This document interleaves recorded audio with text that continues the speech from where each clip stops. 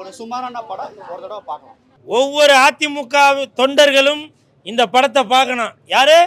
ஒரு அதிமுக தொண்டர்களும் இந்த படத்தை பார்க்கணும். அதுவும் அந்த சிவா பண்ற ஆக்ஷன் இருக்கு, படம் ஃபுல்லா இதான் தலைவா பண்றாரு.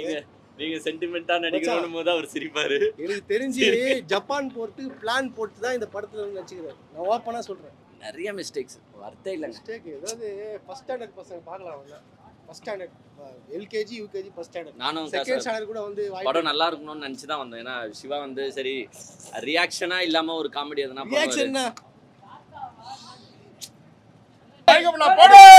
அண்ணன் தான் வருங்காலத்து தளபதி. விஜய்க்கு போட்டியாளரும் சரி, விஜய்க்கு எதிர்ப்பாளரும் சரி, எங்க அண்ணன் நின்று செய்வாரு.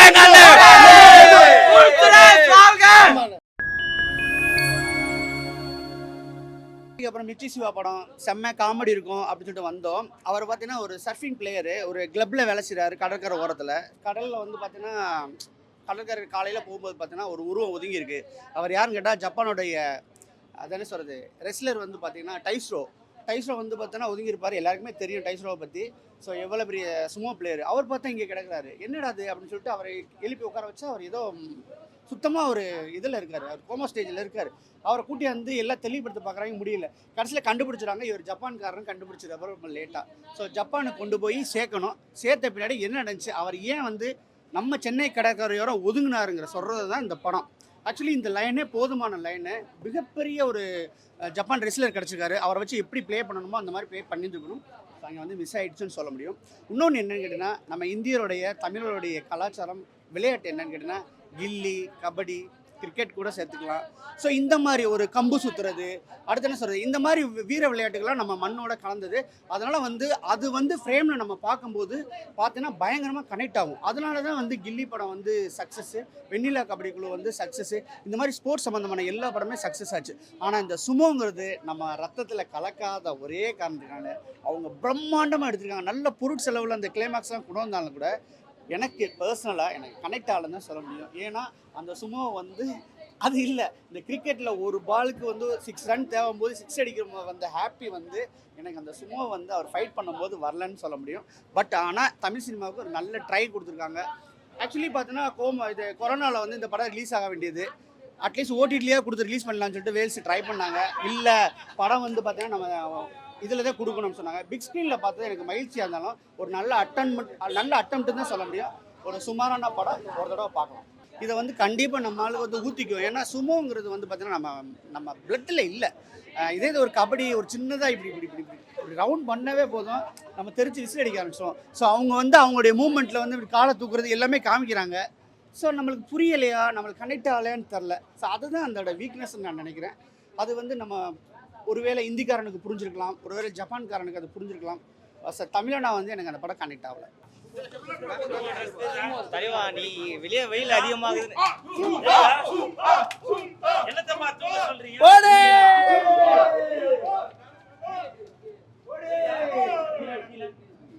கீழே இப்படி பிடிக்கணும், கீழே இப்படி பிடிக்கணும்.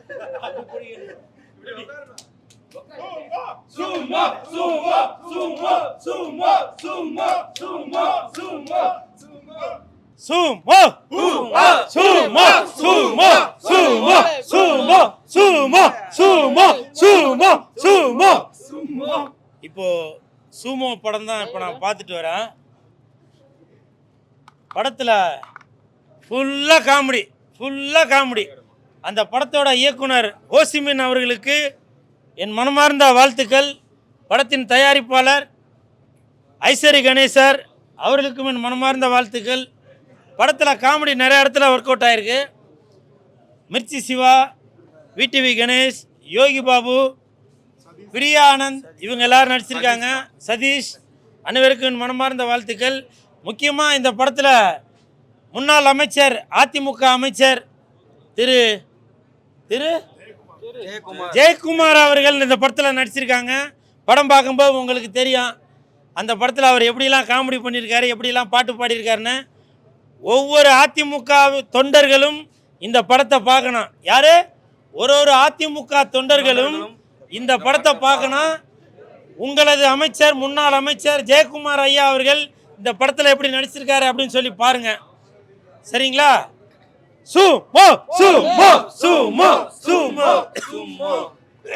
அதே மாதிரி இதற்கு முன்னாடி என் தானே தலைவன் எஸ்டிஆர் அவர்கள் நடித்துள்ள மாநாடு அந்த படத்திற்கு ஒரு வசனம் சொல்லியிருப்பேன். தானே தலைவன் எஸ்டிஆரின் மாநாடு, எல்லாரும் கொஞ்சம் வெளியே விடு. அதன் பிறகு வெந்து தணிந்தது காடு, தலைவனுக்கு வணக்கத்தை போடு அப்படின்னு சொல்லியிருப்பேன். அதன் பிறகு எஸ்டிஆரின் 10 தலை அப்படின்னு சொல்லியிருப்பேன். இப்போ தக் லைஃப் அந்த படம் வரப்போகுது. அந்த தக் லைஃப் படத்திற்கு என்ன வசனம் என்பது நிறைய பேருக்கு தெரியாது. இப்போ நான் அதை சொல்ல வரேன். எஸ்டிஆர் நடித்துள்ள தக் லைஃப், எஸ்டிஆர் நடித்துள்ள தக் லைஃப், இனிமே உங்களுக்கு குட் லைஃப். எஸ்டிஆர் நடித்துள்ள தக் லைஃப், இனிமே உங்களுக்கு குட் லைஃப். எஸ்டிஆர் நடித்துள்ள தக் லைஃப், சும்மா படத்துக்கு குட் லைஃப். படத்தை பாருங்க, என்ஜாய் பண்ணுங்க. நன்றி நன்றி நன்றி. சரியா பார்த்தீங்கன்னா ஒரு 8 வருஷத்துக்கு முன்னாடி 2019 இந்த படத்தோட ட்ரெய்லர் நான் பார்த்தேன். கொரோனாக்கு முன்னாடி. அப்போ 2019 அப்போ ரிலீஸ் ஆச்சு. 2019 தான் ட்ரெய்லர் ரிலீஸ் ஆச்சு. ஸோ அதுக்கப்புறம் பார்த்தீங்கன்னா இப்போ ஒரு 7 வருஷம் ஆயிடுச்சு, மேக்ஸிமம் ஆயிடுச்சு. இந்த படத்தை ஏகப்பட்ட பேர் தடை பண்ணியே இருந்தாங்க. படம் ரிலீஸ் ஆகிறதுக்கு தடுங்கல், ஏகப்பட்ட பிரச்சனைலாம் வந்துச்சு. இந்த படம் ரிலீஸ் ஆனா மத்த படம்லாம் ஃப்ளாப் ஆயிடும். உண்மையே முடியல. அது எதுக்குன்னு சொல்லிட்டு இப்போதான் இந்த படம் பார்த்ததுக்கு தெரியுது. இந்த படத்தை ரிலீஸ் பண்ணுனா எந்த படமும் வந்திருக்க எல்லாம் காலி பண்ணிட்டு இருப்பாங்க. அந்த மாதிரி ஒரு படத்தை எடுத்துருக்காங்க. அதுவும் அந்த சிவா பண்ற ஆக்ஷன் இருக்கு. படம் ஃபுல்லா இதான் தலைவா பண்றாரு. நீங்க சென்டிமெண்டா நடிக்கணும் போது அவர் சிரிப்பாரு. எனக்கு தெரிஞ்சு ஜப்பான் பிளான் போட்டு தான் இந்த படத்துல நடிச்சுக்கிறாரு. நான் ஓப்பனா சொல்றேன். ஜப்பானை சுத்தி பார்க்க ஆசைப்பட்டுச்சு போல என்டையர் டீம். என்னதான் இது கதையா? நல்ல கதைங்க. ஆக்சுவலா ஒன்லைன் படி பார்த்தீங்கன்னா இந்த கதை நல்ல கதை தான். பட் அதை ஸ்க்ரீன் பிளேவும் சரி, சூஸ் பண்ண கேரக்டர்ஸும் சரி, மொத்தமாக சொதப்பி விட்டுட்டாங்க. ஆக்சுவலாக ஒரு சுமோ வீரராக ஒருத்தரை சூஸ் பண்ணியிருக்காங்க. அந்த சுமோ வீரருக்கு பதிலாக அங்கே பாருங்க, ஒரு அண்ணன் கூல் சுரேஷ்ன்ற ஒரு அண்ணன் கஷ்டப்பட்டு சுமோ ட்ரெஸ்ஸை போட்டுக்கிட்டு அந்த மனுஷன் ப்ரொமோஷன் பண்ணிருக்காரு. அவரை போட்டு அவரு இப்போ பண்ணிருக்கிற ஆர்ட் ஒர்க்கை இந்த படத்துல இருந்த ஒரு 10 பேர் பண்ணியிருந்தா உண்மையா படம் சூப்பரா ரொம்ப ஆதங்கமா இருக்குங்க. பாருங்க ட்ரெஸ் இல்லாம நிக்கிறாரு. டேய் ட்ரெஸ் இல்லாமல சுமோ ட்ரெஸ். படம் ரொம்ப வஸ்ட்டுங்க. ஆக்சுவலா நல்ல கதை. அதை தான் நான் சொல்றேன்ல, ஒரு ஜப்பான்ல இருந்து ஒருத்தர் கரை ஒதுங்கிறாரு, ஒரு சுமோ வீரர். அந்த சுமோ வீரரை திருப்பி ஒரு ஜப்பானுக்கு எடுத்துட்டு போய் அவர் எப்படி சாதிக்கிறாருன்றது தான் கதை. சாதிக்க வைக்கிறவர் தான். ஆமா, அந்த ஸ்கிரீன் பிளேல மொத்தமா டீம் சொதப்பிட்டாங்க. அது ஏன் சொதப்பினாங்கன்னு தெரியல. ஒரு டைம் கூட உட்காந்து பார்க்க முடியாது. கடைசியில சிவா தான் அந்த காப்பாத்துறாரு, ஜெயிக்க வைக்கிறாரு. விஜயகாந்த் பாத்தீங்கன்னா பழைய படத்துல போய் டெரரிஸ்ட் எல்லாம் அட்டாக் பண்ணிட்டு ஒரு லைட்ல லாஸ்டா ஒரு நாட்டுக்காக ஒரு கிளாஸ் எடுப்பாரு பாத்தீங்களா, அது மாதிரி மச்சம் என்னுடைய வெற்றிக்கு காரணம், எல்லாத்துக்கும் காரணம் சிவா தான். இது தமிழ் படம். சுமோவை கூட டிரெக்டர் சரியா இது பண்ணலன்னு நினைக்கிறேன். அதை பத்தி ஒரு ரிசர்ச் பண்ணி அதையாச்சும் கொஞ்சம் மக்களுக்கு போட்டு காட்டியிருந்தாருன்னா இன்னும் நல்லா இருந்துருவாங்க. நிறைய மிஸ்டேக்ஸ் வார்த்தை இல்லை. மிஸ்டேக் ஏதாவது ஃபர்ஸ்ட் ஸ்டாண்டர்ட் பசங்க பார்க்கலாம். First standard LKG UKG first standard நானும் செகண்ட் ஸ்டாண்டர்ட் கூட படம் நல்லா இருக்கணும்னு நினச்சி தான் வந்தேன். ஏன்னா சிவா சரி ரியாக்ஷனா இல்லாம ஒரு காமெடி எதுனா அவ்வளோதான். இதுக்காச்சும் பார்க்க வரலான்னு பார்த்தா சொதப்பிட்டாங்க மொத்தமா. பிரியானந்த் ஏன் இருக்கிறாங்கன்னு தெரியல, படத்துல பாதி கேரக்டர் ஏன் இருக்குன்னு தெரியல, ஒரு 25 நிமிஷம் ஃபர்ஸ்ட் ஏன் கதையில இருக்குன்னு தெரியல. ஒரு இன்டர்வெல் வந்த உடனே சரிடா சுமோ வீரர் இப்போ பேக் டு ஜப்பான் போறாரு, அங்க அவர் பண்ண சாதனையெல்லாம் நம்ம பார்க்க போறோம், சுமோனா என்னன்னு இப்போ நம்மளுக்கு போட்டு காட்ட போறாங்கடா, ஸ்டேஜ் அதிர போதுறான்னு எக்ஸ்பெக்ட் பண்ணும் போது அங்கேயும் போய் காமெடி பண்ணி வச்சிருக்கீங்களா. டேய் மனசாட்சி. அதான் ஃபைனலா இந்த ஐஸ்வரி கணேஷ் தான் பாவம். ஆமா, ஐஸ்வரி கணேஷ் பணத்துல என்டையர் டீமே ஜப்பான் என்டையர் டீமை கூட்டிட்டு போலன்னு நினைக்கிறேன். 3 பேர் தானே, 5 பேர் போய் ஜப்பானை சுத்தி பார்த்துருக்காங்க. அவங்க எப்படி சுத்தி பார்த்தாங்கன்றத நம்ம சுத்தி காட்டணும். ஆமா, ஹீரோயினை கூட கூட்டிட்டு போலாங்க ஜப்பானுக்கு. இதை நான் வன்மையா கண்டிக்கிறேன். ஒரு ஹீரோயின் இல்லாம நீங்க ஜப்பானுக்கு போயிட்டு வந்துருக்கீங்க. என்ன ப்ரொடியூசர் சார், நெக்ஸ்ட் வாரத்துல இருந்து ஹீரோயினை கூட்டு போய் அங்க ஒரு டூயட் ஆச்சு ஆட விட்டு இருக்கலாம். சொதப்பிட்டாங்க. இதை பத்தி பெரிய கருத்துலாம் சொல்லி பட டீமையும் நம்ம ஹர்ட் பண்ண விரும்பல. கொஞ்சம் பார்த்து ஒரு கதையா எடுங்க. ஒரு ஒன் லைன்ல சொல்லும் போது கதை எல்லாமே நல்லா தான் சொல்றீங்க. பட் அதை ஒரு 2.5 hours 2 hours 20 minutes எடுக்கணும் போது மொத்தமா சொதப்பி விட்டுறீங்க. ஒன்றுமே இல்லை கதையில். இதை நான் என்ன பாசிட்டிவ்னு சொல்ல, என்ன நெகட்டிவ்னு சொல்ல. எங்கள் அண்ணன் கூல் சுரேஷ் நான் படுற கஷ்டத்தை நினச்சாதான் எனக்கு உண்மையிலே மனசு கஷ்டமாக இருக்கும்.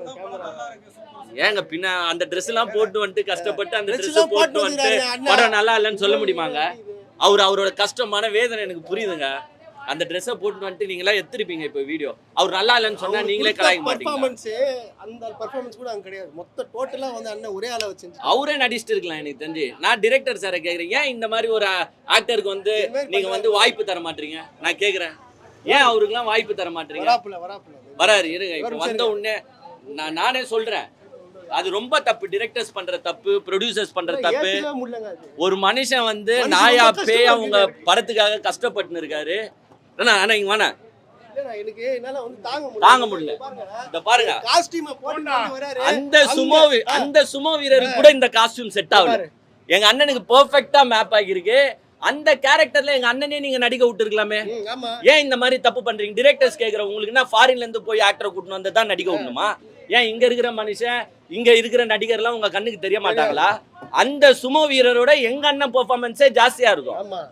எங்க அண்ணனுக்கு ஏன் கதாநாயகன் கேரக்டர்லாம் நீங்க தர மாட்டீங்க? இந்த பெர்ஃபார்மன்ஸ் கூட படத்துல பண்ணலங்க, கடுப்பாகுதுங்க எனக்கு ரொம்ப அப்செட்டா இருக்கு. எங்க அண்ணனையாச்சும் நீங்க ஜப்பானுக்கு கூட்டிட்டு போயிருக்கலாம்ல. என்ன ஜப்பானை சுத்தி காட்டுறதுக்காக ஒரு படம் என்ன? கண்டிப்பா. நெக்ஸ்ட் நான் டைரக்டர்ஸ்க்கும் ப்ரொடியூசர்ஸ்க்கும் சின்ன ரிக்வெஸ்ட் இல்ல, பெரிய ரிக்வெஸ்டே வைக்கிறேன். எங்க அண்ணனுக்கான ஃபேன்ஸ் பலம் உங்களுக்கு தெரியல. உண்மையிலே சொல்றேன், நானே வந்து Ajith sir fan first. Next எங்க அண்ணன் கூல் சுரேஷ் ஃபேன். அவருக்கு நீங்க வாய்ப்புகள் கொடுத்தாலே போதும். உங்க படத்துக்காக உங்க ஹீரோ ஹீரோயின் கூட வந்து கஷ்டப்பட மாட்டாங்க. ஆனா எங்க அண்ணன் வந்து கஷ்டப்பட்டுட்டு இந்த மாதிரி ட்ரெஸ் போட்டுக்கிட்டு சிவா சார் வந்து நிப்பாரா? யார்? சிவா சார் வந்தாரா ஃபர்ஸ்ட்? எங்க? ஆனா வந்து இந்த படத்துக்காக கஷ்டப்பட்டு இருக்கிற மனுஷன் எங்க அண்ணன். இனிமேட்டு சொல்றேன், தயவு செஞ்சு எங்க அண்ணனுக்கு வாய்ப்பு கொடுங்க. எல்லா டிரெக்டர்ஸ்க்கும் ப்ரொடியூசர்ஸ்.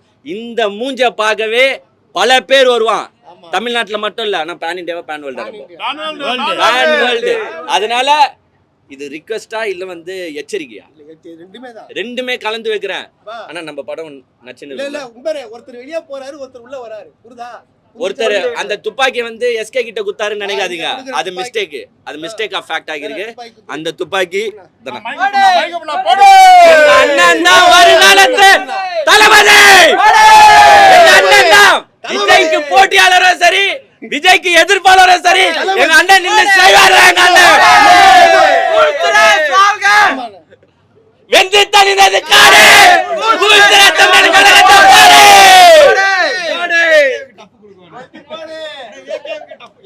எஸ்டிஆர் நடித்துள்ளது தக் லைஃப். இனிமே உங்களுக்கு குட் லைஃப். எஸ்டிஆர் நடித்தது தக் லைஃப். இனிமே உங்களுக்கு குட் லைஃப். எஸ்டிஆர் நடித்தது தக் லைஃப். இனிமே உங்களுக்கு குட் லைஃப். எஸ்டிஆர் நடித்தது தக் லைஃப். சும்மாக்க good life. ஆனா எங்க அண்ணனுக்கு எதிரா யாரா படம் நடிச்சீங்கன்னா உங்களுக்கு பேட் லைஃப். நம்ம தான் ஜெயிக்கிறோம் தலைவா. எல்லாருமே ஜெயிக்கிட்டான். எல்லாருமே ஜெயிக்கிட்டான். நீங்களும் ஜெயிக்கணும், இவங்களும் ஜெயிக்கணும், இவங்களும் ஜெயிக்கணும். சரிங்களா? ஆனா அந்த ரிக்வெஸ்ட் ப்ரொடியூசர்ஸோ டைரக்டர்ஸோ தயவு செஞ்சு கன்சிடர் பண்ணுங்க. நாங்க ஏத்துக்கவே மாட்டோம். ஒவ்வொரு படத்துக்கும் வந்து ப்ரொமோஷன் பண்ற ஒரு நல்ல நடிகரை நீங்க மிஸ் பண்றீங்க, நீங்க வேஸ்ட் பண்றீங்க. உங்க ஹீரோஸோ சரி, நீங்க பல கோடி கொடுத்து நடிக்கிற ஆக்டர்ஸோ சரி வந்து ப்ரொமோஷன் பண்ண மாட்டாங்க. ஆனா இந்த மனுஷன் பண்றாரு. இந்த மாதிரி நல்ல மனிதர்களை வளர்த்துடுங்க. ஏன் ஒரு தமிழ் வளர்றதுலாம் உங்களுக்கு பிடிக்காதா? ஜப்பான்காரனை தூக்கின்னு வந்து இங்க நடிக்க வச்சிருக்கீங்க. ஏன் இந்த ட்ரெஸ் போட்டு அவரை சுமோ வீரர்னா ஏத்துக்க மாட்டாங்களா? இன்னும் கொஞ்சம் ஒரு 6 மாசம் அவருக்கு சாப்பாடு ஃபுட்டு கொடுத்து நல்லா வளர்த்து விட்டீங்கன்னா நல்லா அவரும் புசு புசுன்னு ஆகிருவாரு. அந்த சிங்கி மங்கி மூஞ்சி இருக்குது எங்க அண்ணனுக்கு. என்னையா நீங்க அட்டகாசம் பண்றீங்க? இல்லைன்னா அது அவனுக்கு கூட போட்டுருக்கலாம். இவருக்கு போடுறீங்களா? எனக்கு நல்லா போடுறீங்கப்பா. Okay, thank you. இப்போ அந்த கதையில படி என்ன சொல்றாங்கன்னா, அந்த சுமோ வீரரை பார்த்துட்டு போனா எல்லார் வாழ்க்கையிலும் நல்லது நடக்குதான். எங்க அண்ணன் மூஞ்ச நாங்க பார்த்துட்டு போறோம். இனிமேட்டு உங்க எல்லாருக்கும் நல்லது நடக்கும். உன் வாயால சொல்லிப்பா. எஸ்டிஆர் நடிச்சது தக் லைஃப். எஸ்டிஆர் நடிச்சது தக் லைஃப். இனிமே உங்களுக்கு குட் லைஃப். இனிமே உங்க எல்லாருக்கும் குட் லைஃப்.